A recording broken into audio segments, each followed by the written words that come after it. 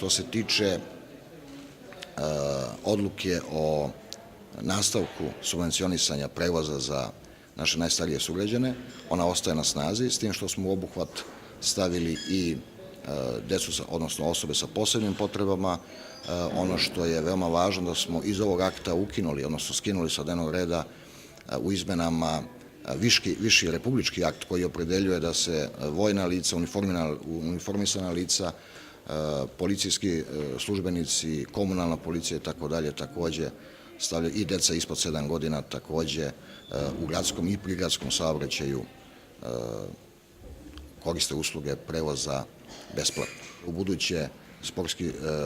će biti u budžetu grada Čačka sva sportska sredstva i bit će, za razliku od dosadašnjih programa, biti bez komisije, odnosno bit će programske opredeljenja za kalendarsku godinu. Komisija će biti obrazovana, samim tim jedan član će biti iz Sportskog saveza grada, koji takođe po zakonu mora biti obrazovan i on će davati predloge gradskom veću za dodeljivanje sredstava, još jednom kažem, po programima.